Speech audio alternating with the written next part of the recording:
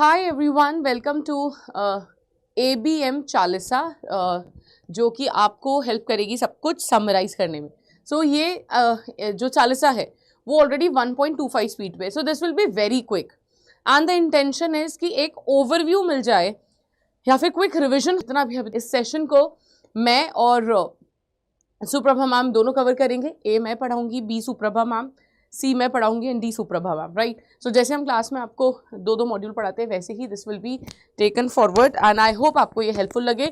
Also all the best for your exam and be calm, be relax, because exam जो अभी एक दो घंटे में आपका शुरू होने वाला है वो डेफिनेटली आपके डिपेंड करता है आप कैसे प्रेजेंट कर रहे हो क्वेश्चन को, और वो डिपेंड करेगा आपके रिलैक्स माइंड के ऊपर। So be relaxed and be ready for the best, right. So all the best.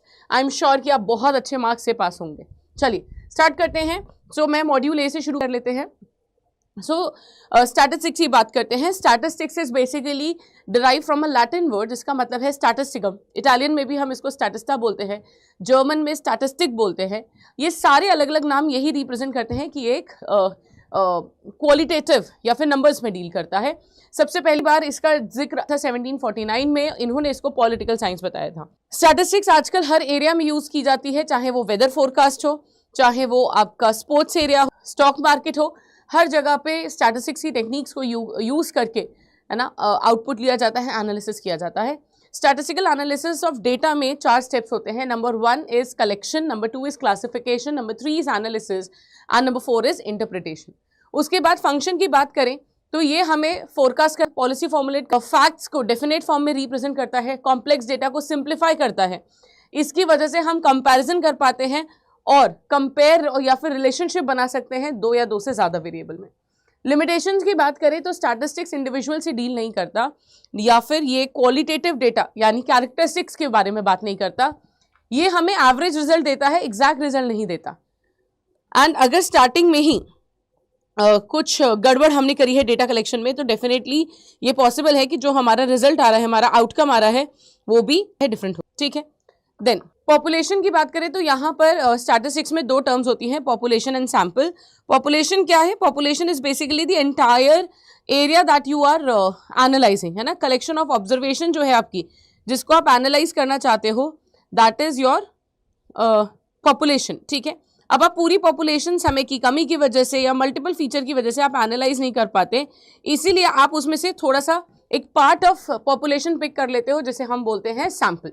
Sample से जो भी हम रिजल्ट ऑब्जर्व करते हैं या जो भी रिजल्ट निकालते हैं, that is applied on the entire population, ठीक है। सो यहाँ पर अगर हम बात करें, सैंपल जो है वो रिप्रेजेंटेटिव होता है पॉपुलेशन का। देन हमारा जो डेटा है वो 2 तरीके से होता है, primary and secondary. Primary data basically कौन सा है? जिसको हम कलेक्ट करते हैं for the very first time, यानी उससे पहले उस डेटा को किसी ने कलेक्ट नहीं करा होता, आप डायरेक्टली उस डेटा को कलेक्ट करते हो। सेकेंडरी डेटा होता है जो कि प्राइमरी डेटा नहीं, ये डेटा आपने कलेक्ट यहाँ से क्या किया है, ऑब्जर्वेशंस बनाई हैं, आपने उसको यूज करा है। ये डेटा किसी और ने डेवलप किया था या किसी और ने डेटा कलेक्ट करा था, बस आपने उनकी फाइंडिंग्स को यूज करा है। That is why it is called as secondary data for us. तो it is quite possible कि जो डेटा आपके लिए प्राइमरी हो वो मेरे लिए सेकेंडरी हो। 2 मेथड्स हैं, interview and questionnaire. Direct interview method में हम फेस टू फेस इंटरव्यू करते हैं, और क्वेश्चन एयर मेथड में there are open ended and short ended questions, इनको हम पूछते हैं। सेकेंडरी डेटा की बात so they are basically second hand information जिसको किसी और ने कलेक्ट करा है और प्रोसेस करके हमें दिया है। This could B international report, domestic report ना। अगर हम लोग क्लासिफिकेशन, ये वाला पहला था कलेक्शन का, सो डेटा कलेक्ट हम देते हैं, that is primary and secondary. Second आता है क्लासिफिकेशन एंड टैब्यूलेशन। क्लासिफिकेशन का मतलब क्या होता है? Arranging the data into homogeneous group, right, यानी सिमिलर नेचर की ग्रुप में अगर हम डेटा को अरेंज करेंगे तो वो सॉर्ट हो जाएगा। हमने जो प्राइमरी या सेकेंडरी सोर्स से डेटा कलेक्ट करा है ना, वो काफी रॉ फॉर्म में है, तो हम यहाँ पे क्या करना चाहते हैं, हम इस डेटा को अरेंज करते हैं so that we can classify और वी कैन ड्रॉ कंक्लूजन। तो नेक्स्ट स्टेप आता है क्लासिफिकेशन। क्लासिफिकेशन में हम डेटा को अरेंज कर रहे होते हैं सिमिलर ग्रुप में, सिमिलर नेचर के ग्रुप में, जिससे हम प्रॉपरली अपने डेटा को ऑर्गेनाइज करके अपना एनालिसिस करें। ऑल्सो इट इज पॉसिबल कि आप जो डेटा है आप उसे ग्राफिकल फॉर्म में रिप्रेजेंट कर, टेबल के फॉर्म में रिप्रेजेंट कर सकते हो, टेक्स्ट के फॉर्म में रिप्रेजेंट कर सकते हो। So tabulation is basically presenting the data in the form of tables, organise tables. अब ये जो क्लासिफिकेशन ऑफ डेटा है, this could be qualitative, quantitative, geographical, chronological. अगर हम डेटा को क्वालिफाई कर रहे हैं, क्लासिफाई कर रहे हैं on the basis of quality, जैसे कि literacy, gender, religion, that is qualitative. Age, height, weight, number है तो क्वांटिटेटिव। एरिया के बेसिस पे, कंट्री, स्टेट, तो फिर ज्योग्राफिकल, या फिर ब्लॉक, सेक्टर। क्रोनोलॉजिकल यानी समय के बेसिस पे, साल, महीने, है ना, this will come under the category of chronological. Then अगर हम टाइप्स ऑफ क्लासिफिकेशन की बात करें तो यहाँ पे 3 टाइप की क्लासिफिकेशन हो सकती है, 1 वे, 2 वे, मल्टी वे। 1 वे यानी यहाँ पे एक ही क्लासिफिकेशन की गई है, जहाँ पे 2 क्लासिफिकेशन की गई हो। जैसे for example religion and gender के बेसिस पे हमने क्लासीफाई करा है, लिटरेसी के बेसिस पे क्लासीफाई करा है, 2 क्लासिफिकेशन है, दैट इज 2 वे और it will be multi way. Then आता है फ्रीक्वेंसी। फ्रीक्वेंसी होता है number of occurrence of a data, यानी अगर हमारे पास जो डेटा है उसमें एक यूनिट कितनी बार रिपीट हो रही है, दैट इज एनालाइज्ड और that is represented by the term frequency. और इसी फ्रीक्वेंसी को जब आप एक टेबल फॉर्म में प्रेजेंट कर देते हो, राइट, जहां पर एक साइड में आपका इंटरवल आ जाता है और दूसरी साइड में उसकी frequency, we call it as frequency distribution. Croxton and Cowden ने डेफिनेशन दी हुई है फ्रीक्वेंसी डिस्ट्रीब्यूशन की, कि हम डेटा को अरेंज करते हैं इस मैनर में जहां पे एक तरफ इंटरवल आता है और दूसरी तरफ उसकी फ्रीक्वेंसी।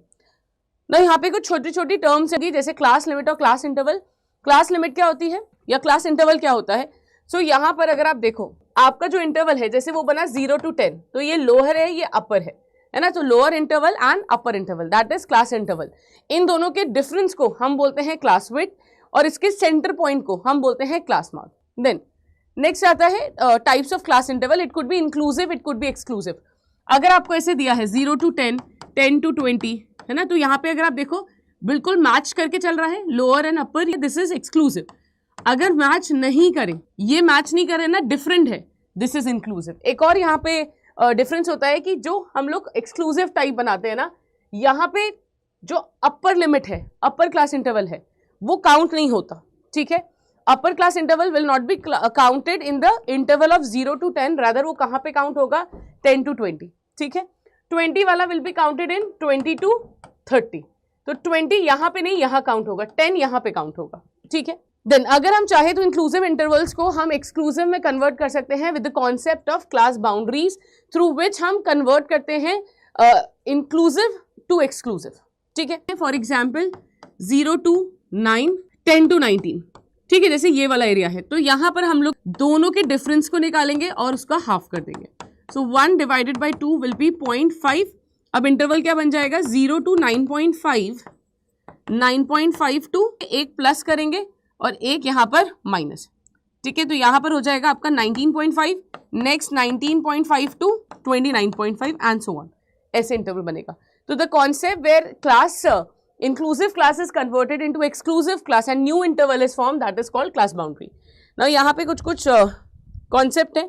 cumulative frequency का मतलब क्या होता है, जैसे आपको दिया हुआ है 10, 20, 30, तो इसका cumulative 10, 30, 60, यहाँ पे 10 एज इट इज आ जाएगा, फिर 10 + 20, 30 + 30, ऐसे बढ़ता चलेगा, ठीक है। रिलेटिव फ्रीक्वेंसी क्या होती है, in relation to total frequency. अब जैसे इसका टोटल कितना हो गया, 60, तो रिलेटिव फ्रीक्वेंसी क्या होगा, 10 डिवाइडेड बाई 60, ठीक है, 20 डिवाइडेड बाई 60। और इसी में अगर आप परसेंटेज आ जाओ, तो अगर आप इसे 100 से मल्टीप्लाई कर दो तो ये परसेंटेज हो जाए। देन क्लास इंटरवल आप कैसे निकालोगे ना, क्लास इंटरवल माने कि 0 से 10 में 10 ही क्यों है, राइट। तो क्लास इंटरवल हम कैसे निकालते हैं, दैट इज वन थिंग। और दूसरा फ्रीक्वेंसी डेंसिटी, वो हम कैसे निकालते हैं, that is frequency divided by width of class, ठीक है, उससे हम निकालेंगे। Then there are 2 types of sampling, that is probability and sampling in judgmental और non probability sampling. Probability sampling वो होती है जहाँ पे each and every element has a chance of selection. Non probability जहाँ पर हम judgment apply करते हैं और randomly लोगों को नहीं select करते हैं। तो अगर हम probability sampling की बात करें तो यहाँ पे 4 known measure है, simple, systematic, stratified, cluster. Number 1, अगर मैं सिंपल रैंडम सैम्पलिंग की बात करूं तो यहाँ पे it is like a fish बोल, जहाँ पे each and every element has a equal chance of selection. कोई भी यहाँ सिस्टमैटिक रैंडम सैम्पलिंग में बिल्कुल रैंडम नहीं होता, बट हाँ रैंडमनेस में एक सिस्टम लगा, एलिमेंट लगा, यूनिफॉर्मिटी रिप्रेजेंट करता है। जैसे nth item, every 3rd person, every 5th person, every one who comes at 7 PM और आफ्टर 1 hour, ठीक है। देन स्ट्रैटिफाइड रैंडम सैम्पलिंग, यहाँ पर जो हमारी पॉपुलेशन होती है उसको हम होमोजेनियस ग्रुप्स में डिवाइड करते हैं which is called as strata, और स्ट्राटा में फिर हम लोग लोगों को रैंडमली सिलेक्ट करते हैं, ठीक है। Then comes the cluster. Cluster is basically जहाँ पे डाइवर्सिफिकेशन होता है, राइट। जैसे for example heterogeneous group, tribal community अगर है तो ट्राइबल कम्युनिटी में डाइवर्सिटी होती है कल्चर का, राइट। सो अगर वहां पर हम लोगों को पिक कर रहे हैं, उन्हें क्लस्टर में डिवाइड, उनको ग्रुप्स में डिवाइड कर रहे हैं, दैट वुड बी क्लस्टर। तो क्लस्टर सैम्पलिंग किसके बारे में बात करती है? It talks about heterogeneous group, जहां पे डाइवर्सिफिकेशन है, माने यहाँ पे विद इन द ग्रुप बहुत डिफरेंस होगा, ठीक है, लेकिन जो ग्रुप्स बने हैं वो सिमिलर होंगे, उनमें कम डिफरेंस होगा। समझिएगा ध्यान से, ये जो ग्रुप्स बने ना, ये जो क्लस्टर बने हुए हैं, इनमें आपस में कम डिफरेंस होगा, लेकिन विद इन द ग्रुप बहुत डाइवर्सिफिकेशन होगा, ठीक है। तो यहां पर हम पूरा क्लस्टर का क्लस्टर पिक कर लेते हैं। The difference between stratified and cluster is कि यहाँ पे ग्रुप होमोजीनियस है, तो विद इन द ग्रुप तो सिमिलैरिटी है, बट एक ग्रुप और दूसरे ग्रुप में काफी डिफरेंस होगा, ठीक है। यहाँ पे हम ग्रुप नहीं सिलेक्ट करते, हम यहाँ पे ग्रुप में से लोगों को सिलेक्ट करते हैं, बट क्लस्टर में हम इंटायर क्लस्टर को पिक। फिर आता है sampling distribution. Sampling distribution is nothing but mean of sample mean, यानी कि अगर मैं जितने भी जो सैंपल दिया हुआ है मैं उस सैंपल का मीन निकालूं, हर एक सैंपल का, पॉसिबल सैंपल का मीन निकालूं और उसे एक फ्रीक्वेंसी डिस्ट्रीब्यूशन में ड्रॉ करूं, करेक्ट, तो मुझे जो मीन उससे मिलेगा that is equal to the population mean. That mean sampling distribution is nothing but mean of sample mean. मैंने मल्टीपल सैंपल के मीन और उनका फिर एक मीन निकाला, दैट इज सैम्पलिंग डिस्ट्रीब्यूशन। यानी कि हम सैंपल्स को डिस्ट्रीब्यूट कर रहे हैं ओवर अ डेटा और उसमें जो सेंटर वैल्यू आ रही है that is equivalent to my population mean, ठीक है।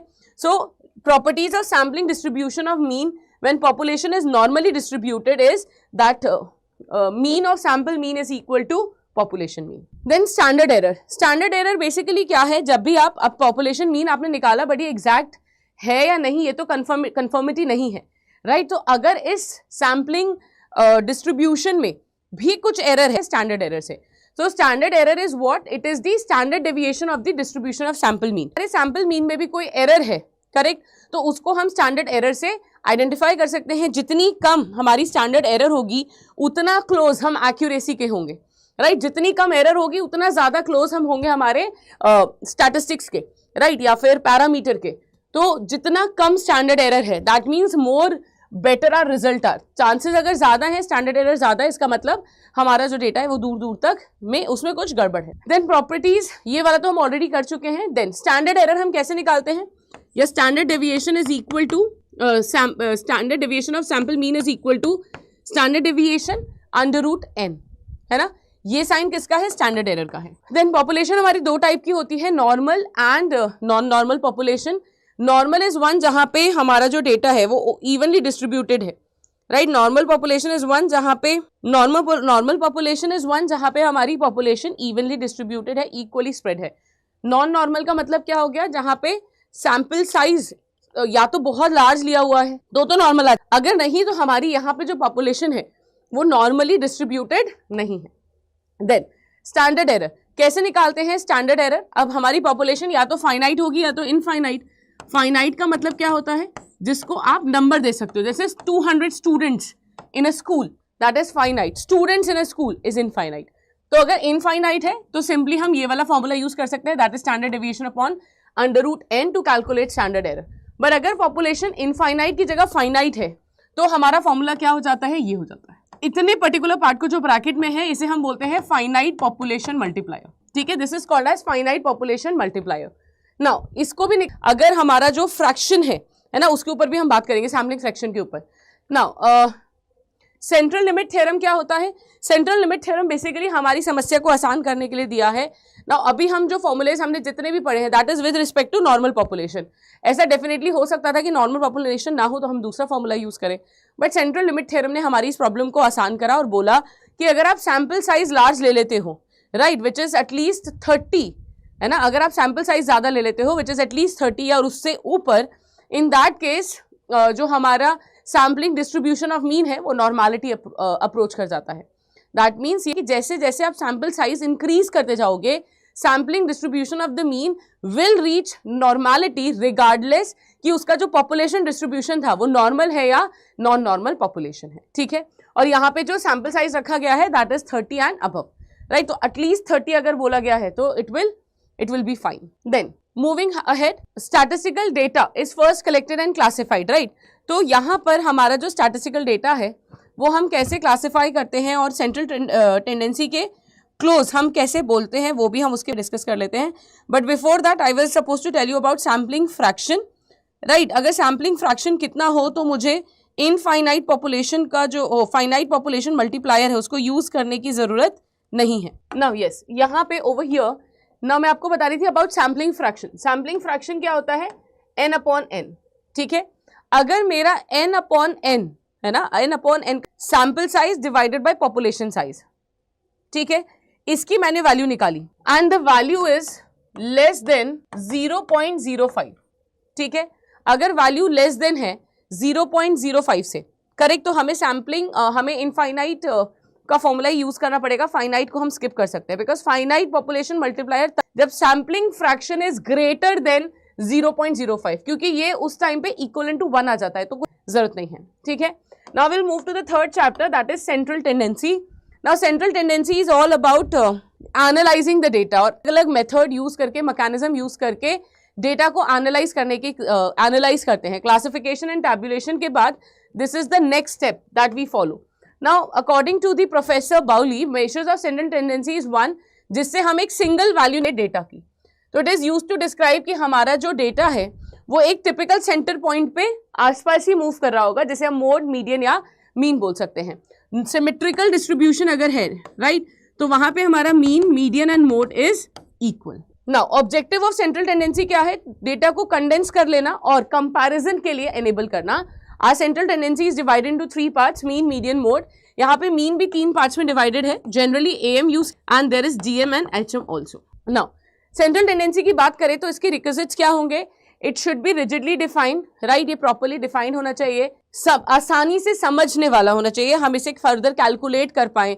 ऐसा एक मेथड होना चाहिए जो सारी ऑब्जर्वेशंस को इंक्लूड करे, हम इसको मैथमेटिकली ट्रीट कर पाएं, फ्लक्चुएशन से कम अफेक्टेड हो, ठीक है, इजी टू इंटरप्रेट हो, एंड जो एक्सट्रीम वैल्यूज होती हैं उससे इफेक्ट ना आए. देन मीन और एवरेज की अगर हम बात करें तो ये काफ़ी वेल नोन मेजर है सेंट्रल टेंडेंसी का, जहाँ पर हम लोग एक सेंट्रल वैल्यू, एक सिंगल वैल्यू निकालते हैं ऑफ द डेटा. कैसे निकालते हैं? It is denoted by the term x bar, और निकालते कैसे हैं? x bar is equal to summation, यानी sum of value of x divided by n. तो it is sum of value divided by n, that is mean, which is of ungrouped data. Further अगर चले हम तो यहाँ पर हम next वाला, अगर हम नेक्स्ट आगे बढ़े तो यहाँ पर हम लोग अनग्रुप्ड डेटा का निकालते हैं. ग्रुप्ड डेटा का मीन क्या होता है? Frequency into x upon divided by frequency. This is for your continuous series और डिस्क्रीट सीरीज, ठीक है. नाउ इसके बेनिफिट क्या क्या होंगे मीन ऑफ अर्थमेटिक मीन के? मीन ऑफ अर्थमेटिक मीन के क्या क्या मेरिट्स होंगे? नाउ एक तो ये रिजिडली डिफाइंड है, आसानी से कैलकुलेट कर सकते हैं, सिंपल होता है, बेस्ड होता है सारी ऑब्जर्वेशन पे, हर काइंड ऑफ डेटा का हम मीन निकाल सकते हैं, राइट. देन एल्जेब्रिक ट्रीटमेंट कर सकते हैं, और सैम्पलिंग से ये कम से कम इम्पैक्ट होता है. देन डीमेरिट्स क्या है? Highly affected by the extreme value, यानी अगर हमारी वैल्यूज बहुत एक्सट्रीम हो तो ये इम्पैक्ट हो जाता है. रेशियो और परसेंटेज के लिए आप इसे यूज नहीं कर सकते.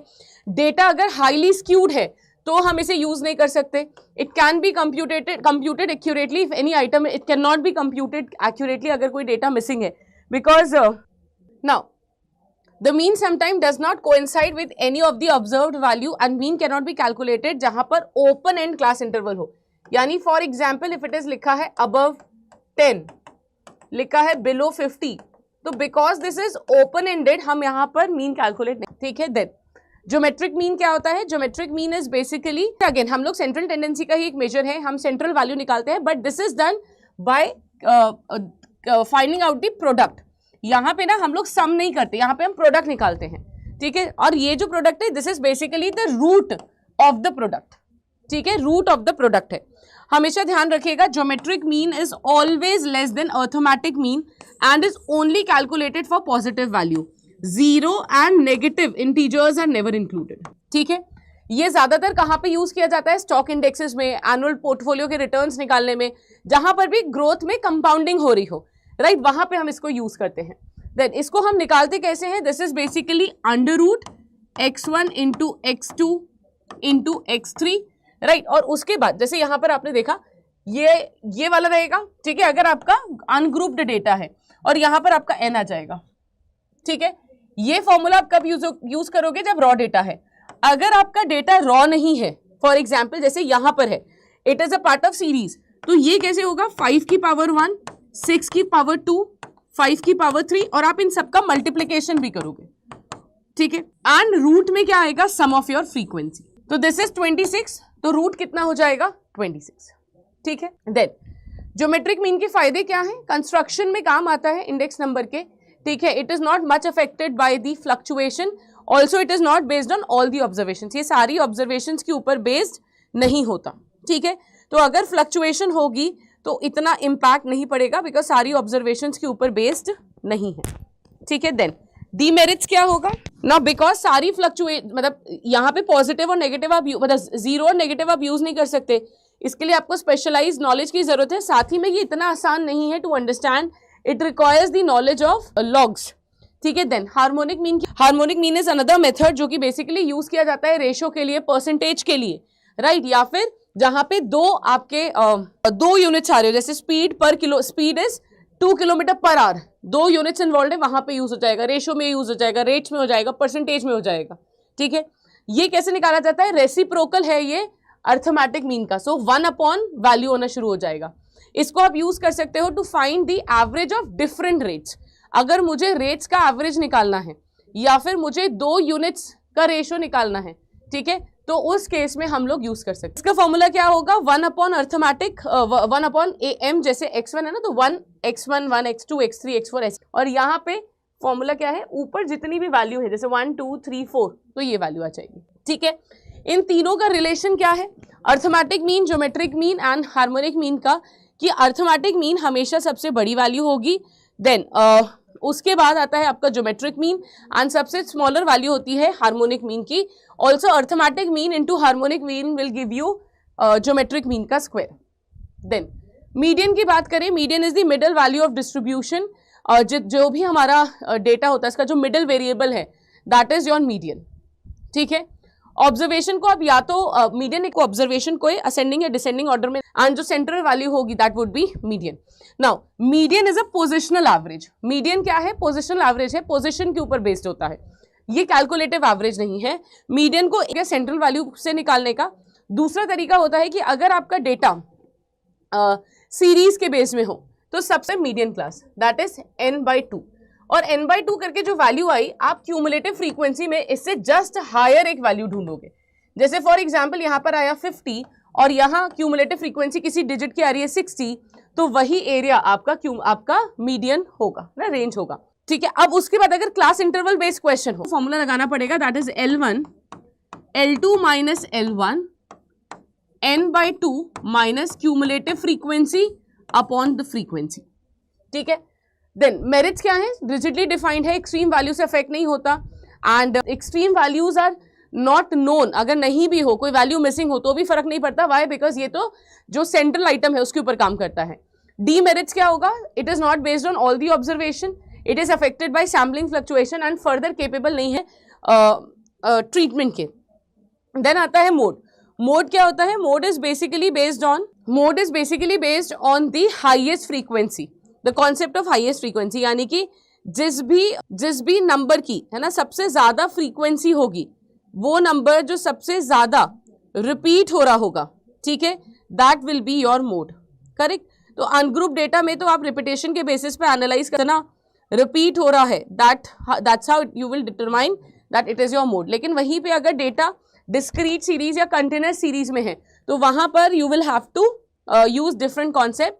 जैसे अगर कंटिन्यूअस सीरीज में है तो फॉर्मूला क्या होगा, आपको पहले मॉडल फ्रीक्वेंसी निकालनी होगी, मॉडल रेंज निकालना होगा। उसके लिए आप क्या करोगे, जो भी हाईएस्ट फ्रीक्वेंसी है, ठीक है, उसे आप कंसिडर कर लोगे एज मॉडल मोड, और उसी की जो रेंज होगी that will be your model range, ठीक है। उसके बाद आप उसी इंटरवल को यूज करके कैलकुलेशन करोगे। L1 L2 माइनस L1 तो बराबर है, ये पहले से चेंज हो जाएगा, यहाँ पे F1 और F0 आता है। F1 रिप्रेजेंट करता है हमारी करंट फ्रीक्वेंसी, F0 एक प्रीवियस, और F2 रिप्रेजेंट करती है नेक्स्ट क्यूमुलेटिव फ्रीक्वेंसी।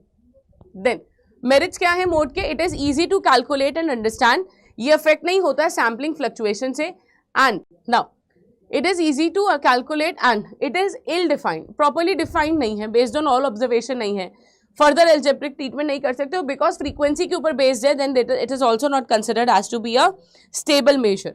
फिर आता है क्वार्टाइल्स। क्वार्टाइल्स क्या होते हैं? क्वार्टाइल्स रिप्रेजेंट करते हैं डिविजन ऑफ डेटा, ठीक है, this is again part of, quartiles is again part of your central tendency and it also comes under the category of dispersion. तो क्वार्टाइल हमारे डेटा को 2-3 इक्वल पार्ट्स में divide कर देता है, तो 4 भाग बन जाते हैं बट पार्ट्स 3 होते हैं।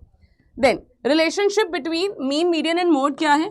Mode is equal to 3 times of median minus 2 mean. This is also called as empirical relation between your mean and median and mode. Then next आता है dispersion. Dispersion ये बताता है कि हमारा जो डेटा है वो कितना scattered है, कितना फैला हुआ है, right? और इसके ऊपर जितने भी जितना क्वेश्चन होते हैं, एक क्वेश्चन के फॉर्म में ऑलरेडी मिनी मैराथन में करवाया हो सकते हो न्यूमेरिकल बेस में। सो डिस्पर्जन एक्चुअली के बारे में कि हमारा डेटा कितना फैला हुआ है फ्रॉम दी सेंट्रल वैल्यू। सो यहाँ पे 2 मेजर्स हैं, एब्सोल्यूट एंड रिलेटिव। एब्सोल्यूट बताते हैं अबाउट दी डायरेक्ट रिलेशन और रिलेटिव बताते हैं in relation to these datas, है ना। तो this is basically relative measure, इसलिए यहाँ पे कोएफिशिएंट वर्ड आ रहा है। रेंज हमें बताती है कि भाई कितना डिस्पर्शन है सेंट्रल वैल्यू से। सिंपलेस्ट फॉर्म है minimum maximum minus minimum, and coefficient निकालने के लिए maximum minus minimum plus divided by maximum plus minimum. तो इस तरीके से हम कोएफिशिएंट ऑफ रेंज निकाल सकते हैं। ये वेदर फोरकास्टिंग में भी यूज किया जाता है, क्वालिटी कंट्रोल में भी यूज किया जाता है, और शेयर प्राइस की फ्लक्चुएशन को भी मेजर कर। देन नेक्स्ट आता है मेरिट्स। रेंज के मेरिट्स क्या है? इजी टू अंडरस्टैंड है, इजी टू कैलकुलेट है। Now because it is not based on all the observation, और इतना सिंपल है कि we don't use it as a measure. फिर आता है quartile deviation. Quartile deviation basically क्या रिप्रेजेंट करता है?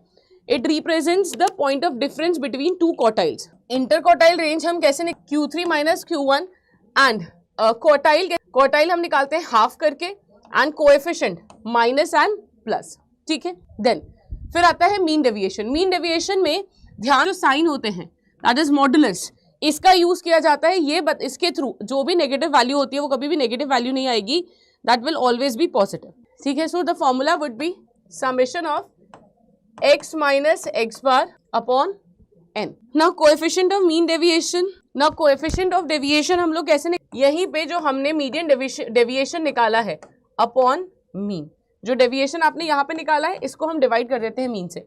अगर यहीं पे रेंज चेंज हो जाती है ना, डिस्क्रीट से फ्रीक्वेंसी से आप मल्टीप्लाई कर, ठीक है। Frequency into x minus x bar divided by sum of frequency. तो आपने एक्स माइनस एक्स बार निकाला, फ्रीक्वेंसी से मल्टीप्लाई करा, and so on. Then it is based on all the observation, easy to understand है, easy to calculate है, ज्यादा affect नहीं होता एक्सट्रीम वैल्यू से। बट इसका डीमेरिट क्या है? क्योंकि ये एल्जेब्रिक साइंस को यानी नेगेटिव वैल्यू को इग्नोर कर देता है, it is not further capable of any algebraic treatment, and also it is not an accurate measure of dispersion. इसको हम कहाँ पे यूज? इकोनॉमिक प्रॉब्लम में, जैसे distortion of income and wealth in a society. Then standard deviation की बात करते हैं। स्टैंडर्ड डेविएशन हम कैसे निकालते हैं? It is summation x minus x bar का स्क्वायर अपॉन n, ठीक है।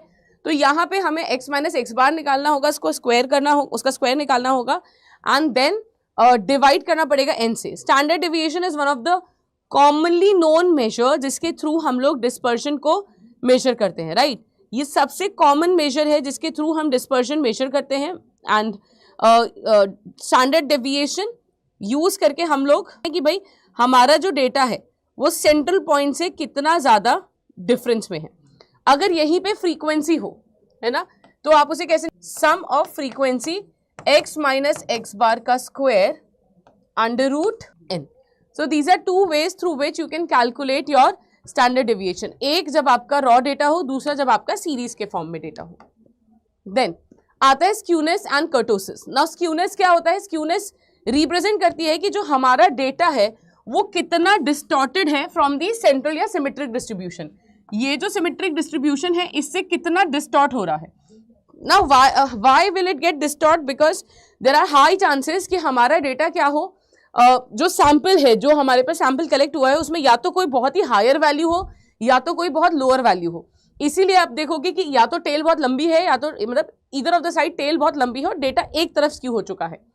पॉजिटिव स्क्यू, जब भी पॉजिटिव स्क्यूनेस आप देखोगे तो फर्स्ट ऑफ ऑल यहां पे mean and median will be greater than mode, ठीक है। नेगेटिव स्क्यूनेस में mean and median will be less than mode, तो mode will be highest over here, ठीक है। पॉजिटिव स्क्यूनेस की जो हमारी बल्क, पॉजिटिव स्क्यूनेस क्या बताती है, हमारी बल्क ऑफ ऑब्जर्वेशन है वो मीन के लेफ्ट